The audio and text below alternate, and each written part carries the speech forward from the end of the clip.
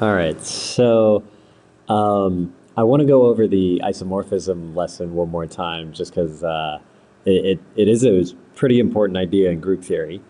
And so this video is going to be very similar to the class that we had on it. So I'm just going to go through the same example again, but if you needed a second time to hear it, this is your way to do it. The next video on isomorphisms will be one. The example that we did in class, you can use tables for, which is way easier than if you have like an infinite group and you don't have a table. So that's what the next video will be about, how to handle something in that type of example. So this one, same thing as from class. So the example that I wanted to do, now I gave you the definition of isomorphism at the top here, how to prove two groups are isomorphic.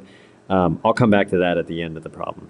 So right now we've got the group T under multiplication mod 10. And this was something that we did in class a while ago. I think it was like from the 2.2 handout.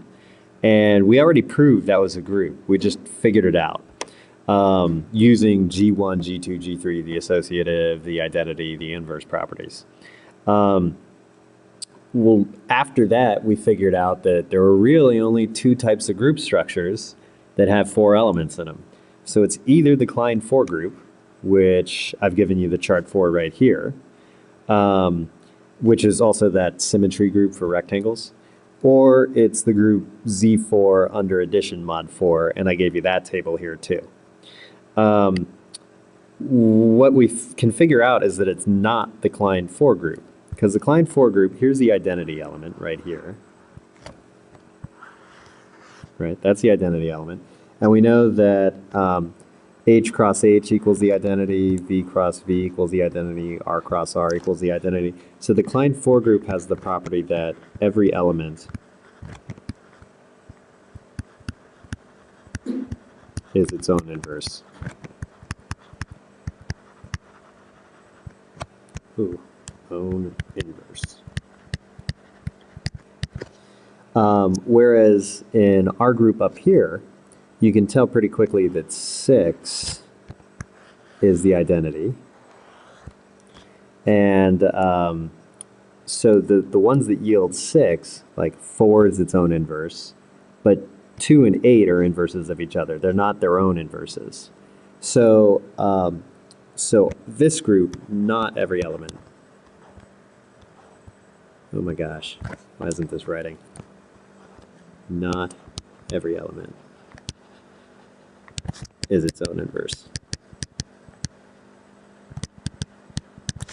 We do know that 6 is the identity. Oh my gosh, this is killing me. 6 is the identity. And 4 is its own inverse too. 6 is its own inverse as well. And down here in Z4, we know that 0 is the identity. So 0 equals the identity.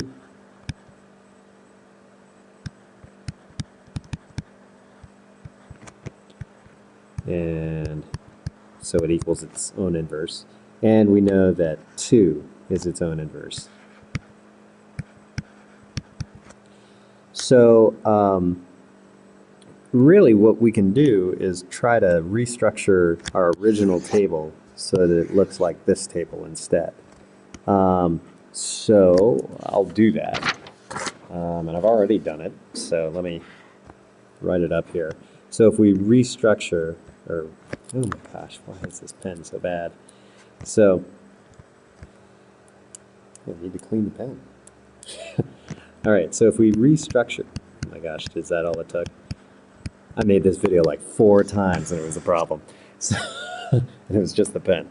So if we restructure our table, T under multiplication mod 10, oh my gosh, that's totally what it was.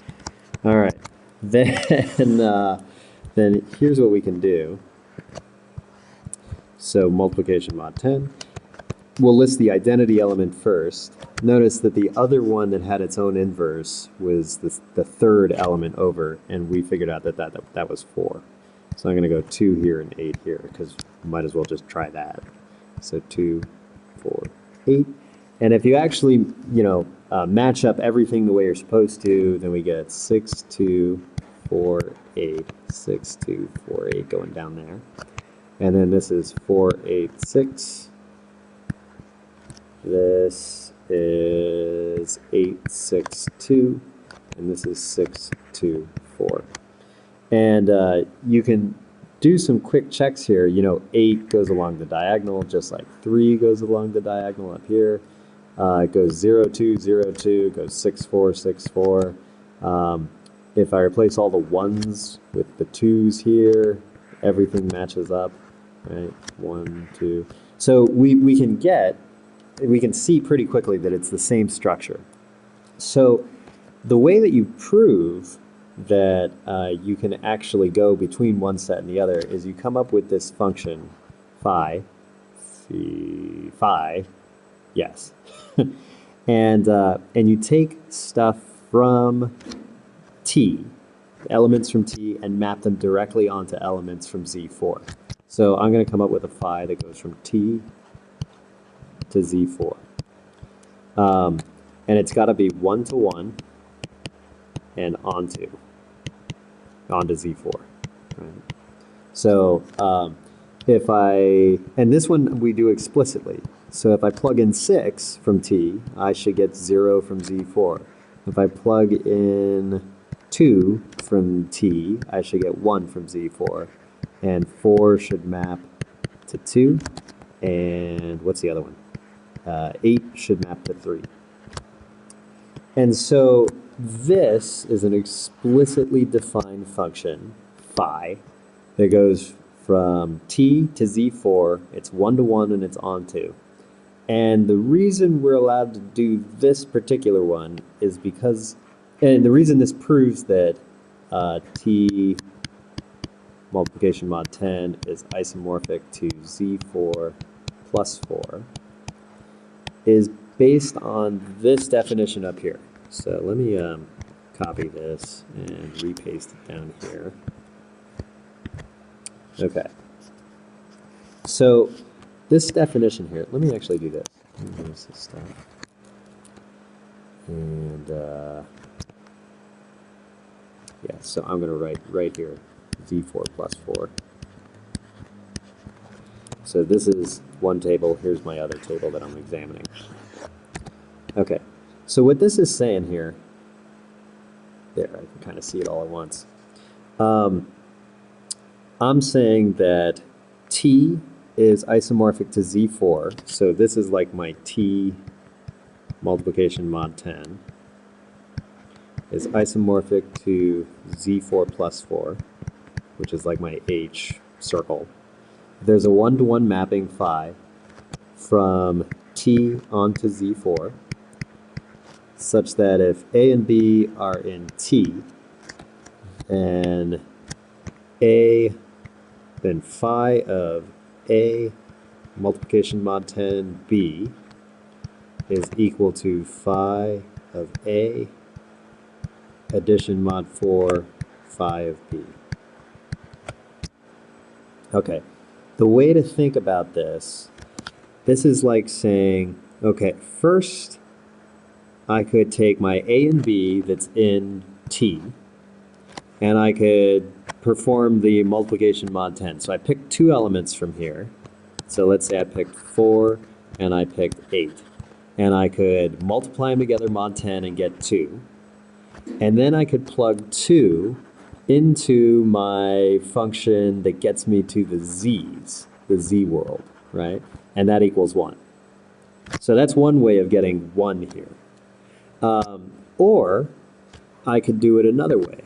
I could take my, what did I say, 4 and 8. So this is 4 times 8 plugged in first. And that gave me, what was it, 2. And then what I was really doing, 5, 2, which ended up being 1. Or I could take the A and the B that I started with, the 4 and the 8, and I could plug them in first, right? I could plug them in, and so phi of 4 we defined as 2, and phi of 8 we defined as 3, and then I'd add those mod 4. So I'd be performing, at first what I'd be doing is I'd be taking this 4 and this 8 and switching them into their equivalents in the z's. So that would be a 2 and a 3. And so then once I have their equivalents, I can perform this operation on them instead. And so that gets me to the 1 a different way, right? So this would be 5, which is 1, really. So the idea here, when I say this, let me write it out. A cross 10B equals 5A, not circle, what is it, plus 4, 5B. The idea that I'm trying to drive home here is this side says, first, combine your elements, your T elements, using the T operation, right? Using, actually, let me write it this way. This is informal, by the way. Combine the T elements in the T world, and then convert your answer to the Z4 world. Z4 world. Whereas over here, what I'm saying is first take your T elements and switch them to the Z world. So first convert the T elements to Z4 elements. And then combine, since now I'm working with Z4 elements, you can't combine them with the T operation, you have to combine them using the Z4 operation instead. So combine in the Z4 world. Okay. Either way, you should get the same answer. This is like doing it in the first chart and then figuring out what the answer is in the new part. This is converting to the new chart and then just using the new chart to get your answer. Okay. And as long as that always holds, then you've proven those two groups are isomorphic. And when you have the tables, it's really easy to do. You just set up your tables so they look structurally the same. And then you can just say, oh, first element goes with first element, second element goes with second element, and so on.